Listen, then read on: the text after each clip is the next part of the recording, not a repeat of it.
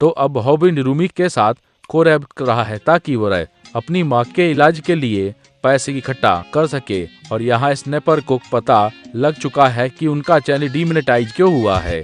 तो क्या अब ये दोनों अपने चैनल को मोनेटाइज कर पाएंगे या फिर इन्हें अपना चैनल बंद ही करना पड़ेगा। तो चलिए देखते हैं कि आखिर क्या होता है। तब हमें पता चलता है स्नैपर न्यूबर चिरौंगी से मिलने गया है ताकि वो अपने चैनल की डिमोनेटाइजेशन के बारे में पता लगा सके, और उसने भी फ्लैगशिप की वजह से छोड़ दिया होता है। मुझे माफ कर देना, पर मुझे तुम्हारे चैनल के बारे में ज्यादा कुछ पता नहीं है। आखिरकार तुम्हें किस तरह की वीडियोस बनाते थे, ये जितना खतरनाक लग रहा है। क्या ये लोन शार्क के ऊपर वीडियो बनाता था? मैं खाने की वीडियो बनाता था जहाँ पर मैं कीड़ों को खाता था।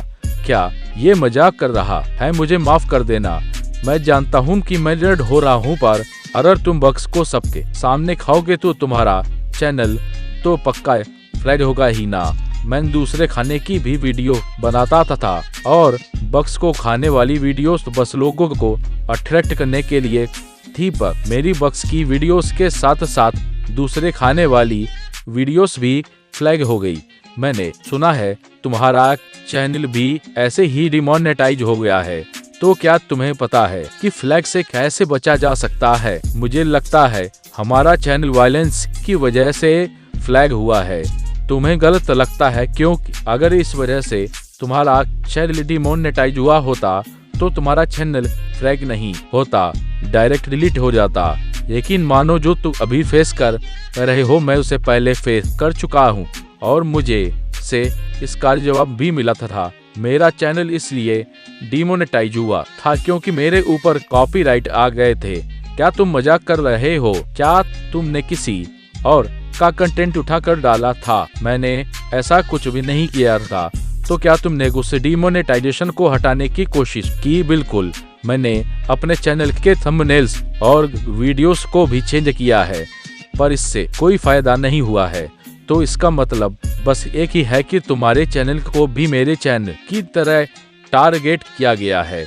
आखिरकार तुम्हारा मतलब क्या है? मैं समझ सकता हूँ कि किसी ने हमारी वीडियोस को रिपोर्ट किया हो और डिमोनेटाइजेशन के लिए इससे और भी काफी सारी चीजों की जरूरत पड़ती है। मैंने सब कुछ चेक कर लिया है और मुझे कहीं भी ऐसा नहीं लगा कि कोई हमें टारगेट कर रहा है, और वैसे भी हमने तो ऐसा कुछ किया भी नहीं है कि कोई हमें टारगेट करे।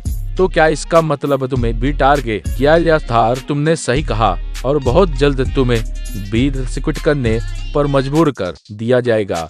तब यह सुनकर स्नैपर बहुत ही ज्यादा हैरान हो जाता है और उसे कुछ समझ नहीं आ रहा होता कि आखिरकार यहाँ पर चल क्या रहा है। तो तब यहाँ पर रूमी वीर से आया हुआ डोनेशन के पैसे को हॉबिन के साथ आधा आधा कर लेती है और उसे कोलैब के लिए दोबारा से बुलाने लगती है, जिसके लिए हॉबिन तैयार भी हो जाता है।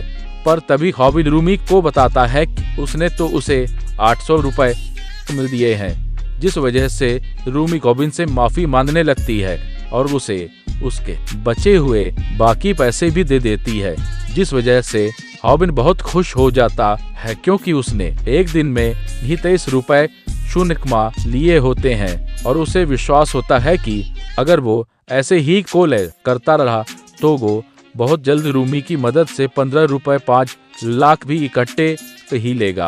पर अब उसके पास पैसा कमाने के लिए सिर्फ 15 दिन ही बचे होते हैं और उसे अपनी पूरी जी जान लगा के उन पैसों को कमाना ही होता है।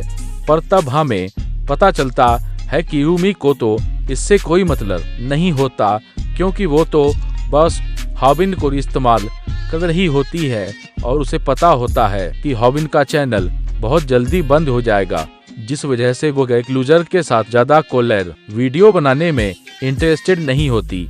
तो इसीलिए वो हॉबिन के साथ तब तक कोलैब करना चल रही होती है जब तक उसे नया बकरा नहीं मिल जाता। पर अंदर ही अंदर उसे यह चीज अच्छी नहीं लग रही होती, क्योंकि उसे खुद भी पैसों की जरूरत होती है। तो इसलिए वह पैसे कमाने के लिए कुछ भी कर सकती है। तब वह डाइजेशन की दवाई को देखकर यह सोचने लगती है कि आखिरकार हॉबिन को कैसे पता चला कि वो बीमार है। तब हम यहाँ पर गाउल को देखते हैं जो कि अपने फादर के साथ मिलकर खाना खा रही होती है और उसे इस बात की चिंता हो रही होती है कि आखिरकार हॉबिन ने 15 लाख का इंतजाम करेगा कैसे, जिस वजह से वो अपने फादर से 5 लाख की डिमांड करने लगती है। क्या तुम पागल हो? क्या तुम्हें लगता है कि पैसे पेड़ों पर उगते हैं? मुझे तो लगा था कि तुम 150 रुपए से 200 रुपए मांगोगी, जिसे देने के लिए मैं तैयार भी हो जाता, पर तुमने तो एक बारी में ही 5 लाख मांग लिए। लगता है रे यह सारा कुछ हॉबिन का काम है। तो क्या तुम अब यह चाहती हो कि मैं घर के लिए बचाए हुए पैसों को उसे दे दूं? हाँ, मैं बिल्कुल यही चाहती हूँ। अपनी बकवास बंद करो। मैं गए किसी भी स्कैम आर्टिस्ट को अपना पैसा नहीं लूंगा और तुम मुझसे इन सभी चीजों की उम्मीद तो करना ही मत। और अगर तुम्हें सच में उस बंदे के लिए पैसे चाहिए ही तो जाओ जाकर अपने कुछ का पड़े ही बे दो। तब गाउल को यह आइडिया बहुत अच्छा लगता है, जिस वजह से वो ऑनलाइन जाके कुछ चीजों को बेचने के बारे में सोचती है। तब यहाँ बॉमी अपने काम करने वाली जगह पर 5 लाख का इंतजाम करने आई होती है, क्योंकि उसे अपने सर्वेंट्स पे में इतने पैसे मिलने तो गारंटेड होते हैं। तब उसका बॉस उसे कुछ समझाने की कोशिश कर रहा होता है, पर बॉमी बिना सुने ही वहाँ से चली जाती है और उसे पूरा विश्वास होता है कि उसके सर्वेंट्स पे पर उसे इतने पैसे तो मिल ही जाएंगे। पर उसका बॉस उसे यह बताने की कोशिश कर रहा होता है कि अभी उसे काम करते हुए 1 साल भी नहीं हुआ है, जिस वजह से उसे सर्वेंट्स पे नहीं मिल सकती। यहाँ बॉमी हॉबिन की माँ से हॉस्पिटल मिलने चली जाती है। मुझे बहुत ज्यादा खुशी हुई कि तुम हॉबिन की जगह मुझसे मिलने आई, पर मुझे यकीन नहीं हो रहा कि तुम हॉबिन की दोस्त को, पर अब तुम मुझे डरा रही हो। आखिरकार इस तरह चाकू को कौन पकड़ता है? क्या अक्सर तुमका सन हो? तब बॉमी कहती है मुझे माफ कर देना, मैं तो बस टीवी पर लोगों को देखकर कॉपी कर रही। तो हॉबिन की माँ कहती है तुम्हें देखकर तो मुझे कैसा लगा था जैसे कि तुम मुझे मेरे कर्जों को न चुकाने की वजह से गिराने आई हो। पर मैं तो बहुत ज्यादा सरप्राइज हुई थी जब मैं हॉस्पिटल में तुम्हारे साथ कराई थी। मुझे यह पता तो था कि हॉबिन की कोई फ्रेंड हॉस्पिटलाइज हुई है, पर मुझे यह नहीं पता था कि वह तुम थी। और हम मेरा बेटा सच में बहुत ज्यादा लकी है कि तुम जैसी क्यूट गर्ल उसकी दोस्त है, जिस वजह से बॉमी शर्माने लगती है। वैसे तो एक और बड़ी अजीब सी चीज हुई है, जब से तुम यहाँ पर मुझसे मिलने आई हो तब से यह नर्सिज पता नहीं क्यों मुझे बहुत अच्छे से ट्रीट करने लग गई है, क्योंकि पहले तो ऐसा कभी भी नहीं हुआ था। तब नर्स बॉमी के फादर के बारे में बताने लगती है, पर बॉमी उसे चुप करा देती है ताकि उसका सीक्रेट बाहर ना आ जाए। तब नर्स उसे बताती है कि उसके फादर उसे ढूंढ रहे हैं, जिस वजह से बॉमी वहां से अपने फादर से मिलने चली जाती है। और यहाँ पर हम देखते हैं कि ये हॉबिन की माँ को यह एहसास हो चुका होता है कि बॉमी डॉक्टर की ही बेटी है। तब बॉमी वहाँ पर अपना फोन भूल चुकी होती है और ऊपर से उसने अपने फोन को अनलॉकिंग छोड़ दिया होता है, जिस वजह से हॉबिन की माँ उसके फोन को उठा लेती है और पर कुछ वीडियोस को देखने लगती है, जिस वजह से वो एक लड़ाई की वीडियो देखकर हैरान हो जाती है।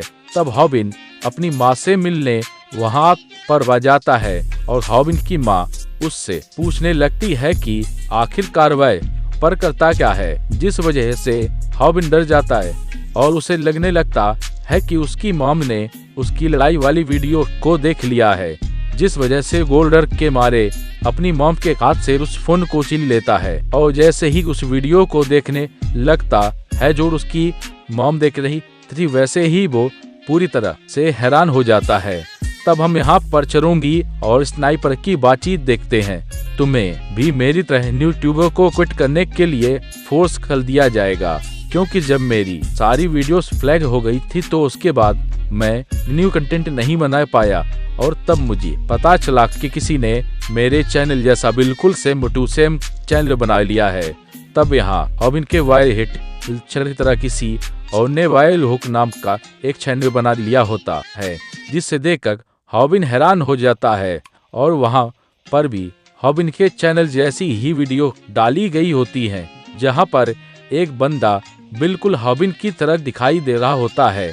पर हॉबिन को यह देखकर कुछ समझ नहीं आ रहा होता।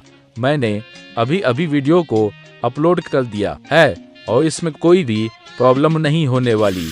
मैं तो बस यह चाहता हूँ कि कंपनी बहुत अच्छे से काम करे और मुझे पूरा यकीन है कि हम बहुत जल्द अपने चैनल पर सब्सक्राइबर्स को भी इकट्ठा कर लेंगे। पर मेरे लिए इस तरह एक नूब की तरह एक्टिंग करना बहुत ज्यादा मुश्किल है।